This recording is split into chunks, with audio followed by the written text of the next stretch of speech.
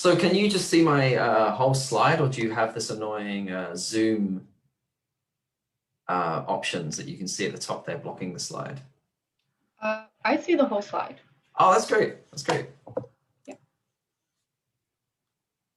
Okay, well, it is 3 o'clock now, Newfoundland time, so we'll go ahead and get started. We normally start our meetings with a land acknowledgement, so I will start with that.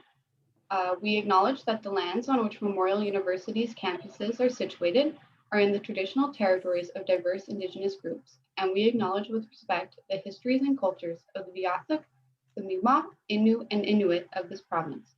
We encourage everyone to reflect on these lands from where you are located and the Indigenous peoples for whom these lands are traditional territory.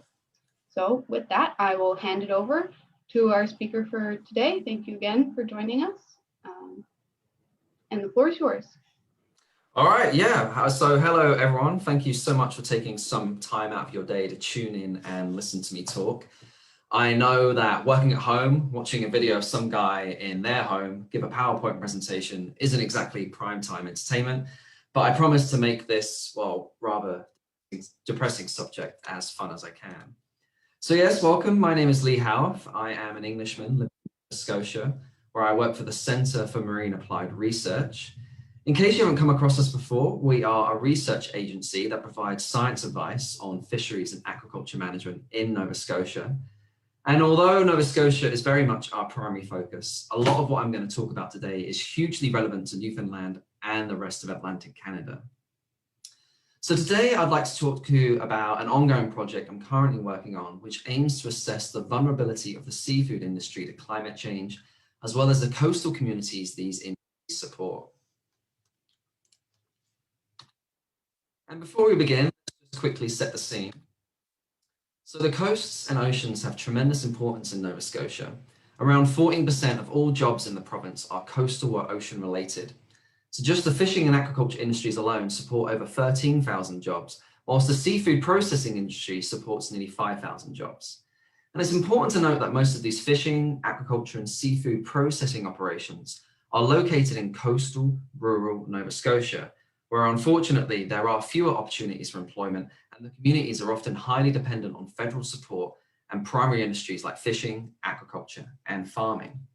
In terms of housing, around 70% of Nova Scotia's population lives within 20 kilometers of the coast, and over 80,000 properties are located within 50 meters of the high water mark.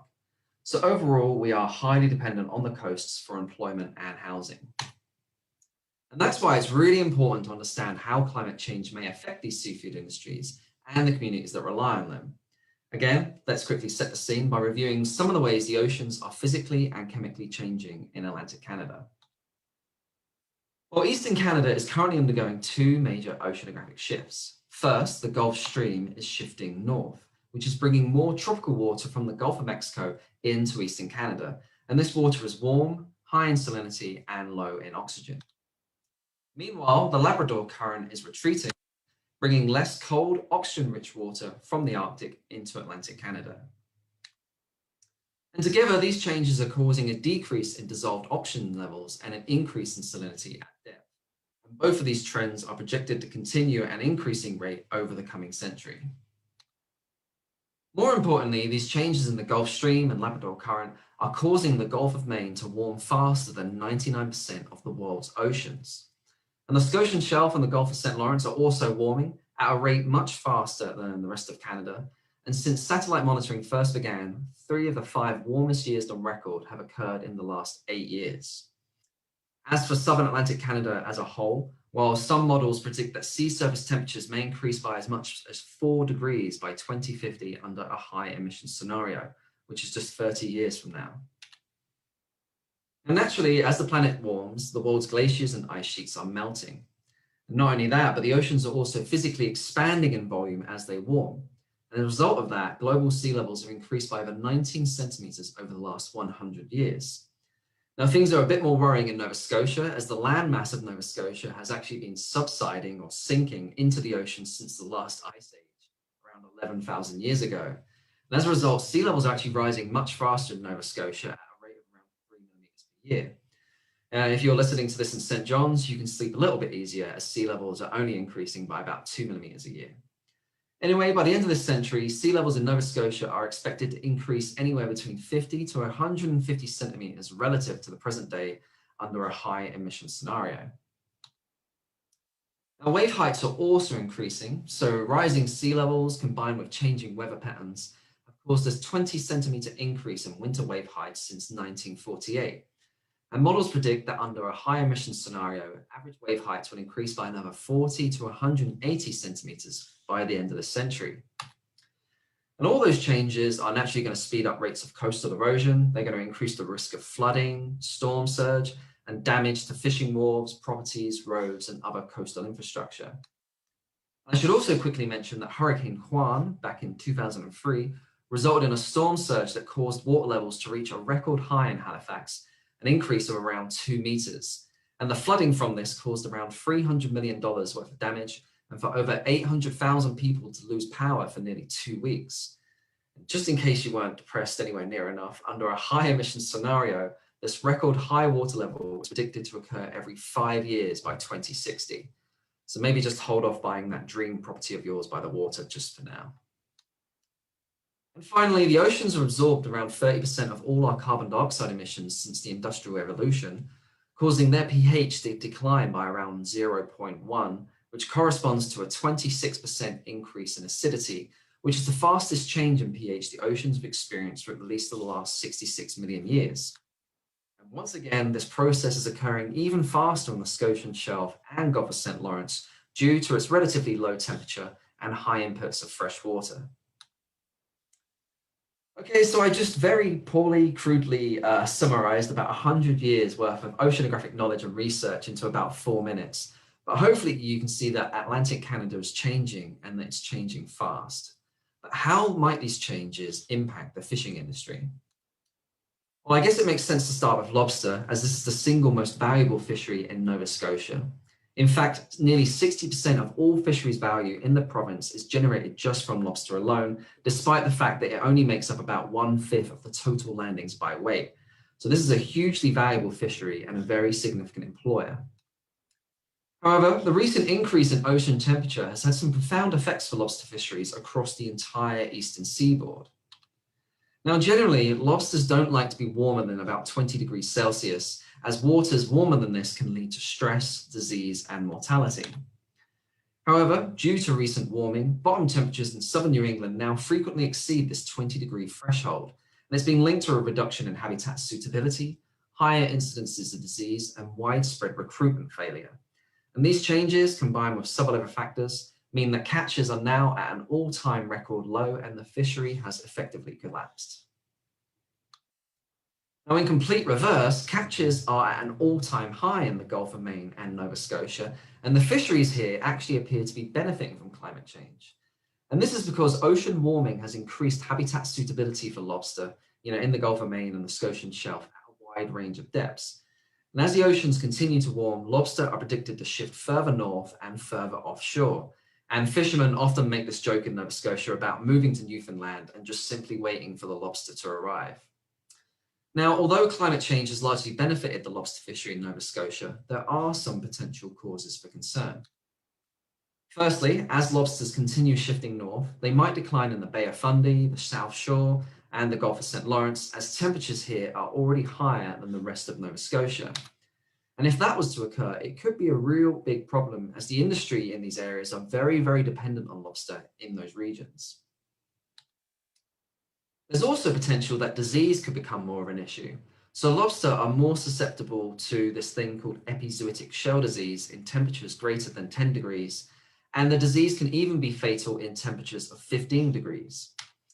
As you can see here, this disease eats into the external carapace of the lobster, which reduces their survival, and it also reduces the quality and the value of the fisherman's catch, because it looks kind of horrendous. Currently, this disease is more of an issue in southern New England, but there is potential for it to spread further north as the oceans continue to warm. Now, lobsters also molt more frequently at higher temperatures, and that might explain why the proportion of freshly malted lobster on the south shore of Nova Scotia increased by 10% between 2004 to 2014. And if that trend continues, it could be problematic as freshly molted lobsters have softer shells, which makes them more likely to be damaged or killed during transport. And soft-shelled lobster also have less meat and they have higher water content, which makes them, a little bit less tasty and therefore less valuable. And finally, there's evidence that climate change is negatively impacting herring and mackerel fisheries. And these fisheries traditionally supply bait to the lobster fishery as well as the snow crab fishery. And their increasing scarcity has caused the price of bait to jump from around 10 cents per pound to $1. And that might not sound like much, but that is actually an increase of 900%. And as a result, access to affordable bait is now a key issue for fishermen in Nova Scotia. In fact, several fishermen now have licenses to catch the invasive European green crab to use as bait, and there are even trials to see if we can make artificial baits from fish oil and other fish byproducts. Now, moving on to scallops. Scallops are the second most valuable fishery in Nova Scotia, and they represent about 1/5 of all landings by weight. Now, exactly how scallops might be impacted by climate change remains relatively unclear. There have been a few laboratory studies on several different species of scallop, and they suggest that future levels of ocean acidification may have negative or neutral, and in some cases, even positive effects on scallop survival, growth, and body size. Now, modeling studies also show contradictory trends, as some parts of Nova Scotia and Maine are expected to increase in habitat suitability, whilst other areas are expected to decrease in habitat suitability. So all of this, it's a bit of a mixed bag, and to me suggests that much further investigation is required. As for snow crab, well, snow crab is the third most economically important fishery in Nova Scotia, representing just over 10% of all fisheries value. But for many people, this is the one species we should perhaps be the most worried about. Now, snow crab is considered to be highly vulnerable to warming, as it can only handle a very narrow range of temperatures of about -2 degrees to 6 degrees. However, temperatures above 4 degrees can reduce its long-term survival, and temperatures above 12 degrees can be lethal. Now, interestingly, female snow crabs, they only mate about once every 2 years, which is pretty slow. But studies suggest that this could double to once every year in temperatures above 1.8 degrees. So in theory, a small increase in temperature could potentially double their reproductive output.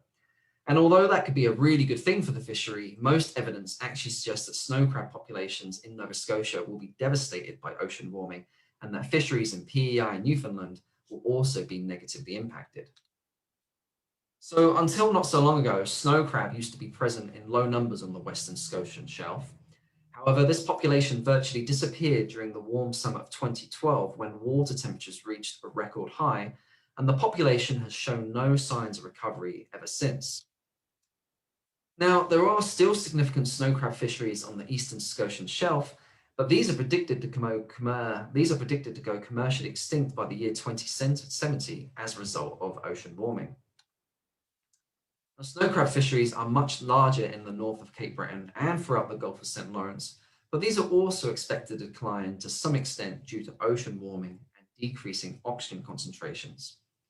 Also, ocean warming may trigger earlier spring algal blooms, which could cause a mismatch in the timing of when snow crab larvae hatch, and that could reduce their food availability, growth rates, and survival.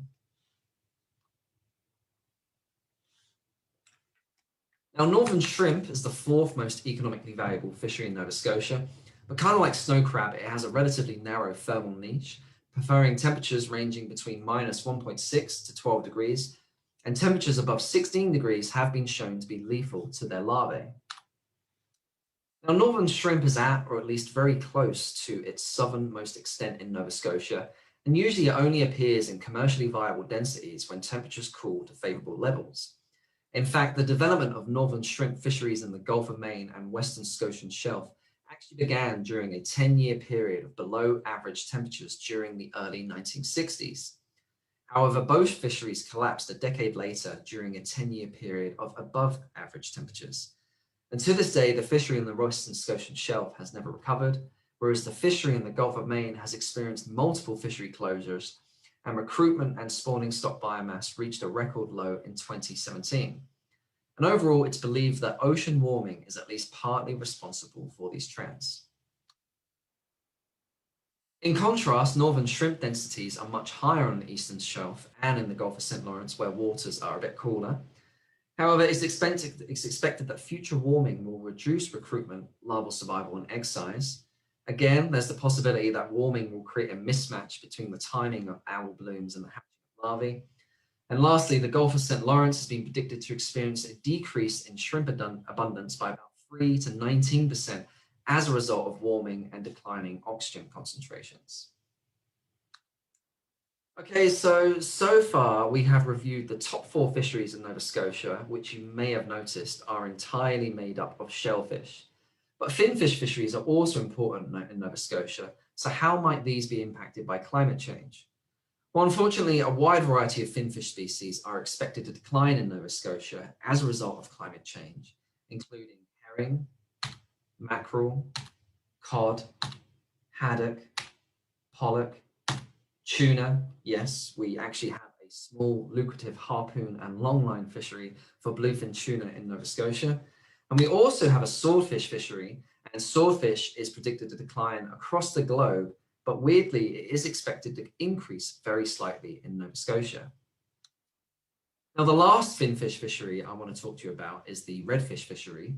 So this is the 9th most valuable fishery in Nova Scotia, and actually targets 2 different but very similar looking species belonging to the same genus. Now, one species is known as the deep water redfish, which is, a descriptive but rather uninspiring name. And the other is the Acadian redfish, which is, to me. Now, in Nova Scotia, the redfish fishery only occurs in the Gulf of St. Lawrence, but both species stretch much further north, past Labrador, into Nunavut. Now, unlike cod, haddock, and perhaps, more traditional species, redfish really live in the slow lane. They live for up to 75 years.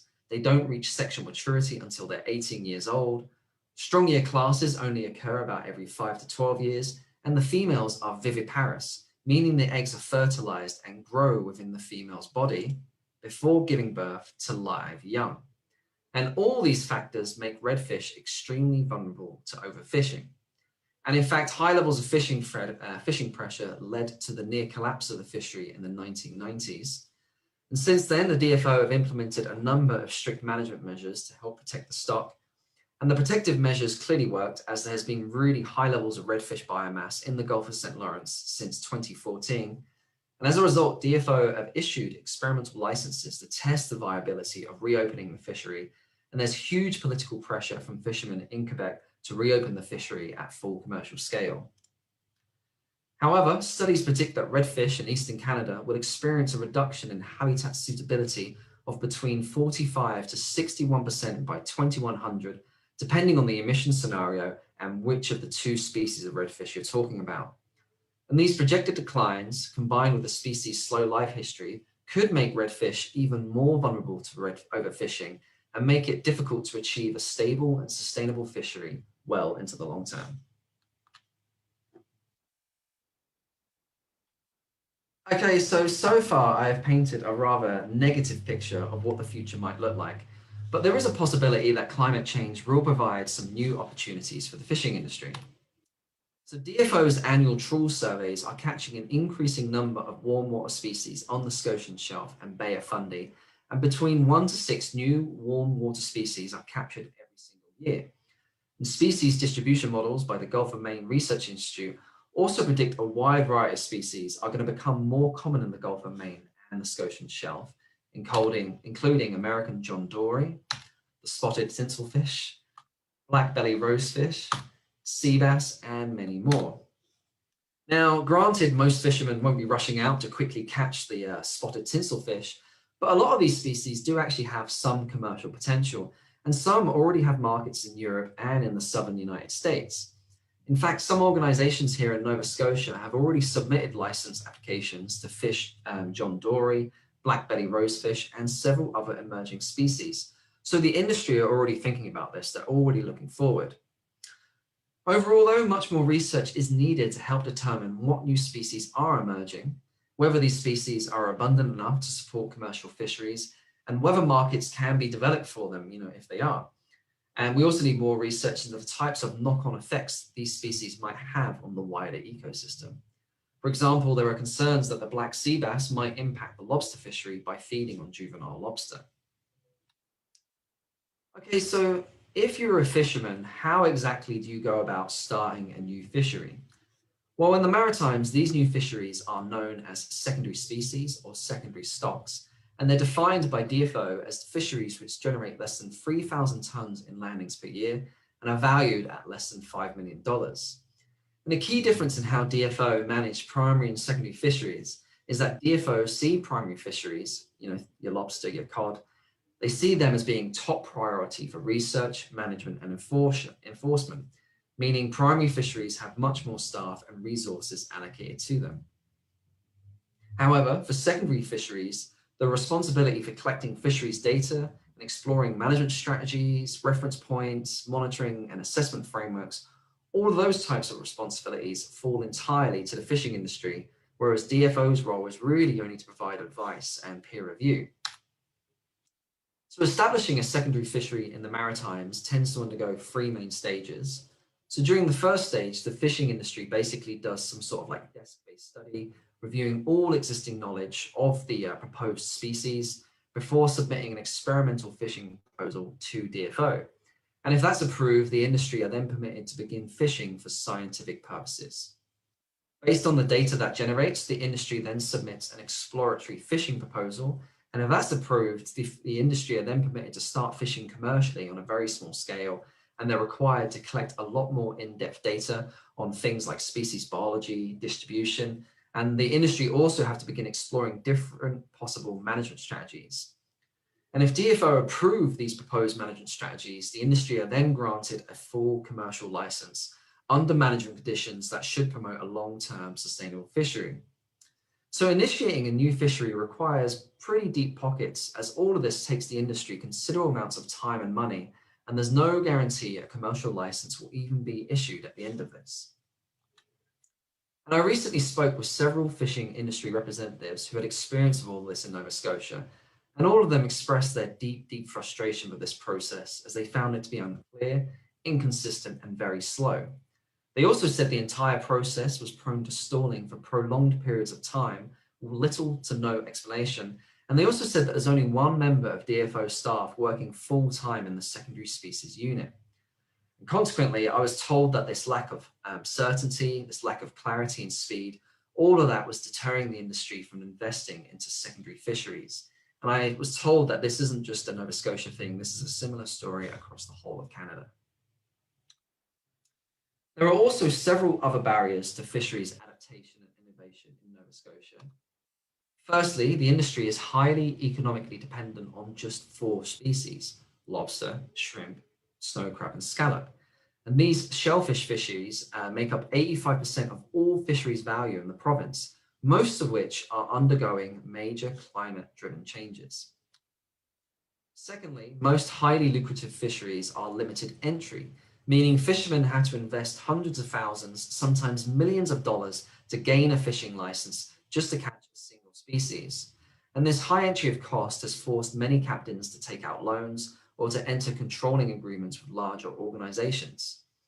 And this, combined with the high value of shellfish fisheries, makes it far less likely that fishermen will take a gamble and purchase a new license to catch a different species, let alone try to undergo the often painful process of initiating a new secondary fishery with the DFO. And lastly, fishing licenses are often spatially and seasonally restricted, meaning fishermen are only permitted to fish in specific areas during specific times of the year. However, as we just discussed, climate change is impacting the productivity, distribution, timing of molting, and other key life stages of many fisheries in Nova Scotia. So this spatial and seasonal rigidity, combined with all the other barriers we just mentioned, they really lock the industry into maintaining the status quo, and it weakens their ability to be flexible and to adapt to the changes brought about by climate change. Okay, so this is the final section in my talk, but as we discussed so far in great detail, the seafood industry and the communities in which they're based are all set to experience a large number of changes over the next 30 to 80 years as a result of climate change.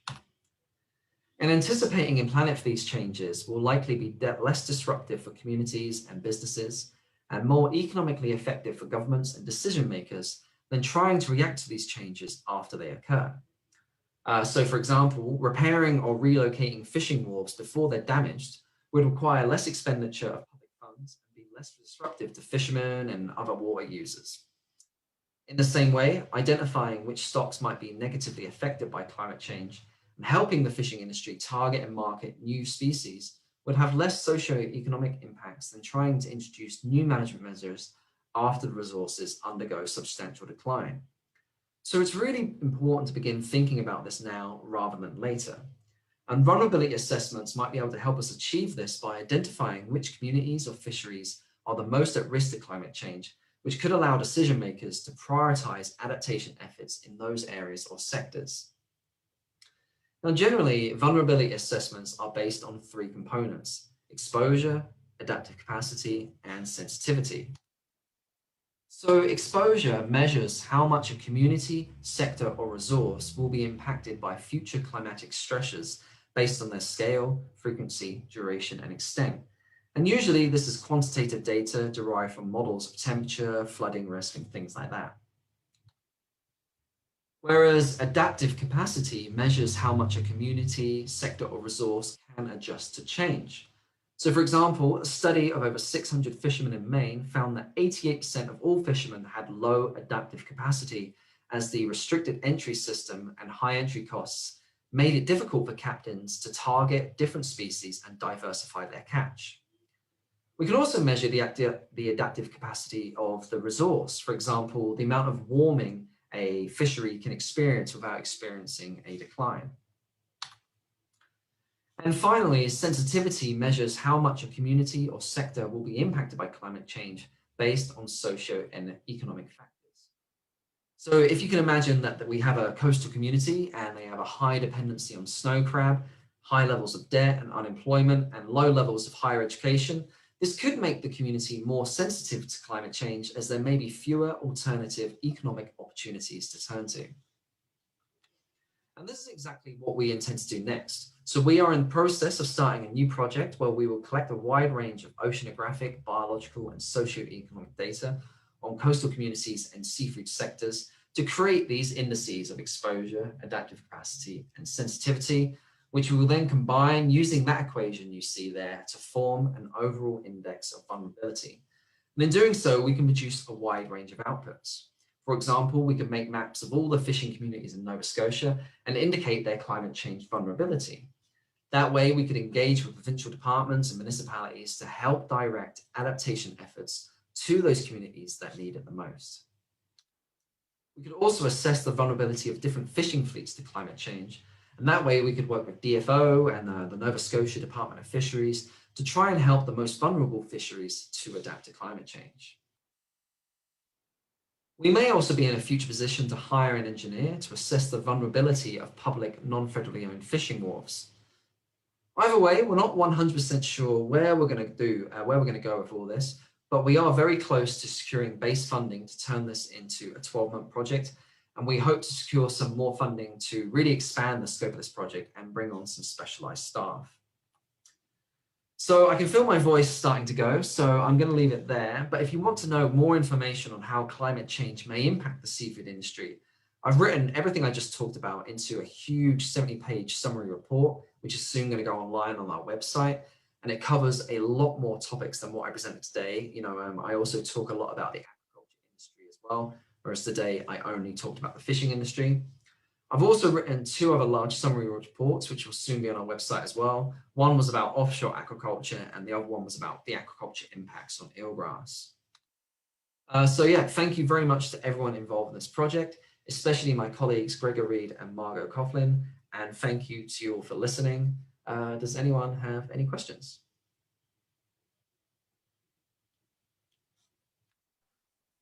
Thank you so much. Yeah, and normally for our questions, feel free to unmute yourself and you can put your video on or anything like that, whatever you're comfortable with. Or if you want to put it into chat, I can read it off for you as well. So.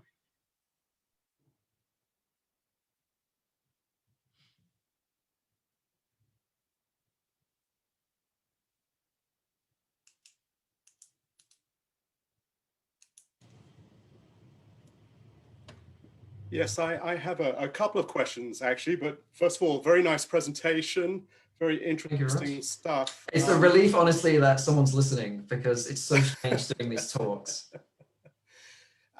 So one of the things that I guess you implied is that what's bad news for one region is good news for another sometimes. 100%, so yes. Can we take it that rather self-servingly that Newfoundland is going to start to benefit from northern migration of some of these important fisheries species? You know, if we were to extrapolate far into the future over the next 30 years, it does seem that Newfoundland is in a situation to perhaps gain more abundance of some of these really lucrative shellfish species like our northern shrimp and our snow crab. Whilst, yeah, like we said, I think, you know, southern New England have started to lose their lobster fishery. There are signs that Maine might start to get the same. And there's even signs that the south regions of Nova Scotia maybe one day might lose their lobster fishery. And if they were to carry on moving north and Newfoundland was to gain that, then there's a strong chance that Newfoundland could benefit from this. But I didn't go into any investigation really into what are the key fisheries right now in Newfoundland and how those fisheries might change. So yeah, it seems like there are some opportunities for Newfoundland on the card, but I also don't know what you're going to lose based on this review that I've done. Right, so you gain one thing, you lose something else. So you also talked about aquaculture, and I wondered, I guess at first level, you would assume that if the wild fisheries go down in a province, then it's good news for the aquaculture industry at some level, because they will become the major supplier of seafood into the seafood that we would know into the market. But presumably aquaculture is only going to go so far under climate change as well. You know, I think I wouldn't be surprised if provincial governments were seeing aquaculture as a way, no matter what negative changes might face the aquaculture industry, you do have more control of your environment when you do aquaculture. And you can also pick a species that is lucrative, and you can pick a species that could adapt to these changes. So I feel like the aquaculture industry probably has a bit more resilience to these changes. And I wouldn't be surprised if governments were seeing aquaculture as a way to just try and diverse economies. Let's try and rely less on things like lobster and try and, you know, diversify where our seafood are coming from and how some of these coastal communities are generating revenue. But I wouldn't think that the aquaculture industry would be pleased about any of these changes, though, to be perfectly honest. I would say some of the key changes facing the aquaculture industry in Nova Scotia are that it looks very likely that we have a very small mussel aquaculture industry here, but it looks like as temperatures warm, it seems like mussels might become completely redundant in Nova Scotia, but it looks like it might favor oysters, and it looks like the oyster aquaculture industry might be set to benefit in some ways. But then we also have these diseases that are like dermo, which is spreading from the southern states further north, and that hasn't actually reached Nova Scotia yet. But based on its current trajectory, a lot of the people I spoke with, I wouldn't be surprised if that was to arrive in Nova Scotia over the next 30 years. And one disease that can be catastrophic here is called MSX. And a lot of people I spoke to think that that is actually going to get worse. And then also we have our salmon aquaculture industry, and that could also be impacted by declining oxygen concentrations and also increasing harmful algal blooms. So I'd say in general, aquaculture industry might be less affected by these changes, but there is also cause for concern. Great, thanks. No, thank you for asking the question. That was nice. So Ignacio put a question in the chat. He said, thanks for the presentation. What about population immigration? Do you think about prediction of raising temperature and how that correlates to population immigration, and how to reduce the impact on fisheries in terms of commercial? Let's see if I can read that question. I didn't quite understand that question. Can you break it down for me? I think he's asking about how raising temperatures might correlate with immigration of, I guess, these same populations. So like if a more southerly population might be moving north, but of the same species. Yeah, so I'm not, I'm not an expert in this, because there are people that dedicate their lives to investigating these changes with just one species, whereas I just gave a review of all of them. But we are working really, we're going to begin working closely with the Gulf of Maine Research Institute, who have these fantastic models that account for ocean temperatures, changing currents and oceanographic conditions. And they predict how all the traditional species like cod and haddock, how they might be affected, but they're also looking into how those emerging fisheries, how their distribution is going to change in the Gulf of Maine and Scotian Shelf as well. And so their latest models are going to be ready sometime by October this year. And I think that will be really revealing about the kind of opportunities that might appear over the next 20 years. Great. Hopefully that answered your question, Ignacio. Yeah, I had a question. Actually, it was, you mentioned that there's some evidence that snow crab might begin to reproduce yearly instead of every other year, but that you would still anticipate impacts on their population. Is that because there would be more competition among the larvae, or is that just because the other factors impacting their population would be more impactful than that? So yeah, the greatest concern of the snow crab fishery is the one that is on our eastern Scotian shelf, which is if you picture Nova Scotia, it's kind of on the right-hand side of it. That is the fishery that some scientists have said is likely to go commercially extinct. And that is just because that the water temperatures are going to increase beyond its thermal preference. And as we said, it has like a thermal range of about 8 degrees, and it's already kind of pushing towards the upper limit of that. So it looks like that species is going to go extinct in that area. And also in the Gulf of St. Lawrence, part of the reason it might decline there isn't just warming temperatures, it's also because of decreasing oxygen. And that decreasing oxygen is partly a consequence of changing oceanographic conditions, but it's also because of the high amount of farming that we have, that are draining into the Gulf of St. Lawrence as well, which those nutrients are getting transported at depth to deeper layers, and that is then depleting oxygen as well. So all of that is predicted to decrease snow crab. Okay, great.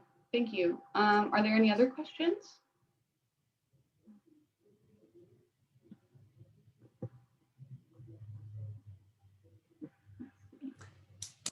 Oh, thank you so much for providing me this opportunity to talk to you today. And for me, it's an early weekend, and I'm going to go study. Yeah, okay, great. Thank you so much for joining us. And thank you for everybody for attending. So I will end the meeting now. Thank you. Bye-bye. Have a good afternoon. Have a nice time snowboarding. Thank you.